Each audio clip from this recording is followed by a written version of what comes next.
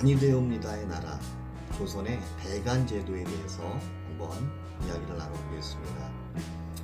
조선의 9대 임금 성종, 성종은 예종이 승한 그날 당일에 왕위에 오르게 됩니다.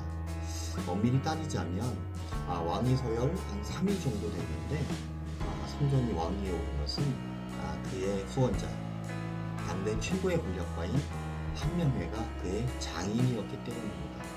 그래서 13살에 왕위에 오른 성종은 한명의 눈치를 보기도 하고 쩔쩔맸다는 이야기가 있습니다.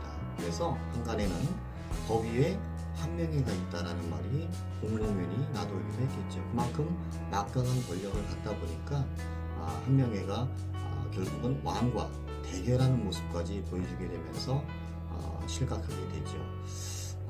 성종 12년에 있었던 일인데 명나라 사신들을 한명회의 그 아름다운 별장 압구정에서 연애를 갖기로 약속을 합니다.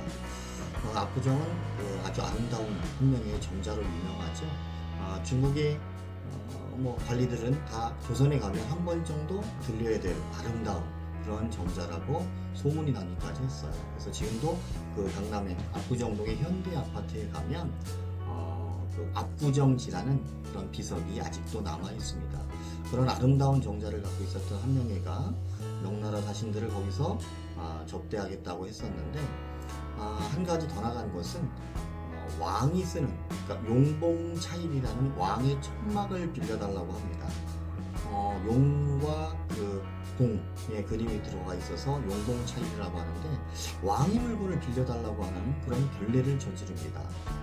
아무리 장인이지만 성종은 한명회가 정말 너무 교만해졌구나 라고 생각하면서 거부하게 됩니다. 그리고 압구정이 아닌 지금의 한남동에 있는 그 언덕 제천정에서 사신들을 대접하라고 계획을 바꿔버립니다.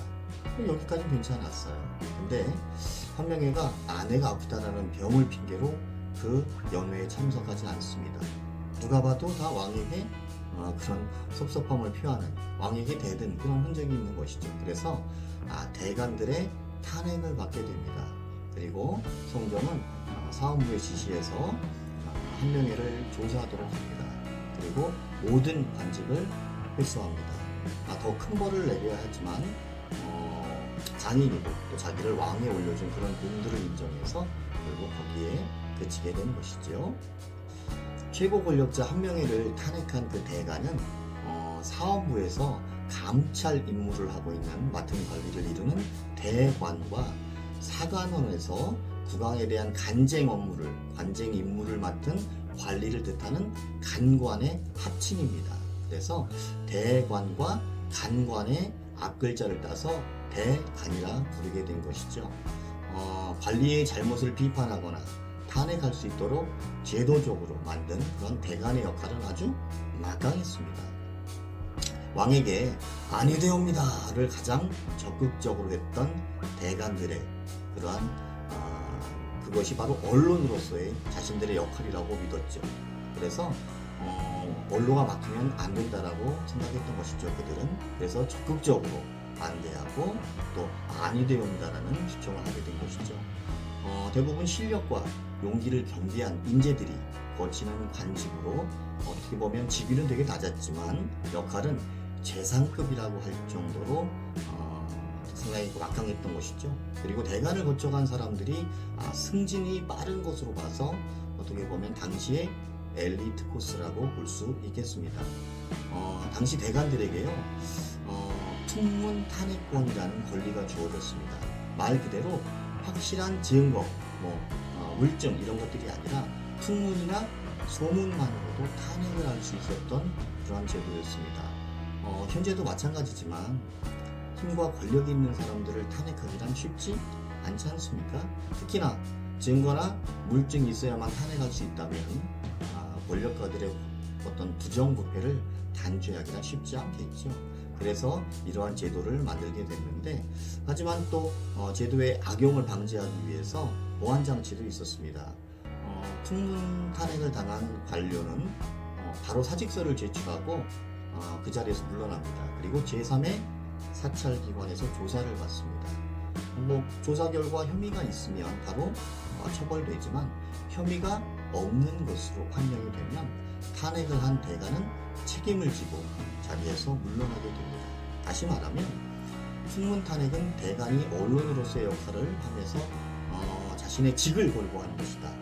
대간은 언론으로서 막강한 힘도 있었지만 그에 따른 책임도 분명히 가졌다는 것을 보여줍니다. 아니면 말고 식의 보도 형태를 보여주는 요즘 이런 책임감 그리고 또 사명의식 이런 것들이 현대 언론인들에게 분명히 어떤 본받을 만한 모습을 보여주고 있는 것 같습니다. 권력의 핵심 중에 하나가 인사권이지 않습니까? 성종도 인사를 통해서 자신의 정치를 펼치기 원했습니다. 하지만 관리를 임명할 때마다 대관들이 계속해서 반대하고 항의가 이어지면서 대관들과 어떤 첨예한 대립을 하게 됩니다. 성종은 대관들의 역할을 인정했지요. 하지만 사사건건 반대하는 대관들이 못마땅해 하는 기록이 실록에 나와 있기도 합니다.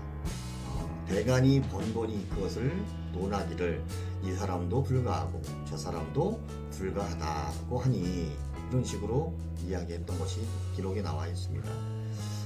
대간들의 간쟁에 불편해하는 그런 성종의 모습을 보면서 성세명이라고 하는 신하가 이렇게 이야기합니다. 신하의 돈은 의를 따르는 것이지 임금을 따르는 것이 아닙니다. 정말 성종의 뼈를 때리는 한마디였죠. 하지만 성종은 대인이었습니다. 이 신하에게 어떤 처벌이나 불이익을 주지 않은 것이죠. 최고 권력자로서 정말 듣기 싫은 얘기지만 듣고 삭혔습니다. 성종의 성군으로서의 이미지가 아마 이런 것들과 도박하지 않을까 싶습니다. 어떻게 보면 국왕의 인사권까지 견제할 수 있었던 대간제도, 간쟁과 토론을 통해서 임금의 정치적 보조 역할을 수행하면서 왕족과에서 왕을 끊임없이 비판하고 권력을 견제했던 대간제도는 균형을 위한 조선의 훌륭한 시스템이라고 할 수 있을 것 같습니다. 강국이었던 명나라는 황제의 권력에 대한 직원과 견제가 너무 약했습니다. 그러면서 황실의 부패가 늘어나고 충성도가 떨어지면서 판관들이 또 다른 권력 집단이 됐지 않습니까? 그래서 결국 국정농단을 일으키고 말았죠. 300년도 못 돼서 명나라 왕조는 망해버렸단 말이죠. 이에 비하면 조선시대 대간들의 직원이 가진 역사적 의미는 권력에 대한 견제와 균형을 넘어서 왕조를 더욱 건강하게 그리고 어떤 작은 균열이 생길 틈도 주지 않는 그러한 역할을 해냈다고 볼 수 있겠죠. 여러분, 조선 왕조가 500년을 유지한 것은 결코 우연이 아닙니다. 이런 균형의 힘이 밑바탕이 되었다고 볼 수 있겠습니다. 다음 이야기는요, 여러분 잘 아시는 그 어우동 아시죠? 어우동 스캔들에 대해서 한번 얘기해 보도록 하겠습니다. 그때 뵙죠.